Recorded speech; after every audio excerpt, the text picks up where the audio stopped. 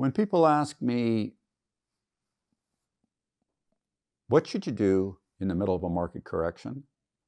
My answer is always that it's more about who you are than it is about the market. And that's true of so many other things that you confront in the marketplace. But first, let's define what a correction is. A correction is a short, sharp drop from prior highs of more than 10%, but less than 20%.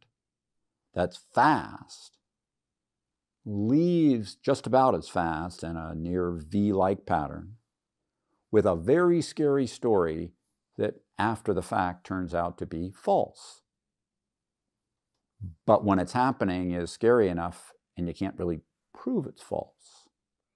The reality in most of this realm is that most people, let me sidestep for a second, the only real basis in market theory and in fact for making an active bet in the marketplace, in or out or this kind or that kind, is to somehow, some way believe you know something other people don't know, which for most all of us is usually a pretty arrogant thing to think, if not fully arrogant.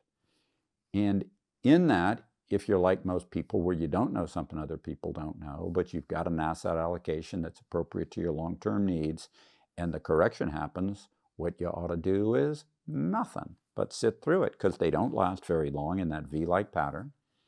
They leave about as fast as they come. If you're like most people, you can't tell if the scary story is real or not, and getting scared out of stocks when you need them in the long term is a very costly thing to do. Unless you think you're really good at timing markets, which most people aren't, I don't consider myself good enough to time corrections, and I'm better at this stuff than the average person, but timing's really tricky. Timing markets is non-trivial. And sometimes you can time bear markets, bigger drops over longer time periods. But trying to time corrections is tough, and for most people, unless you think you're really good at timing, I wouldn't do it. Subscribe to the Fisher Investment YouTube channel if you like what you've seen. Click the bell to be notified as soon as we publish new videos.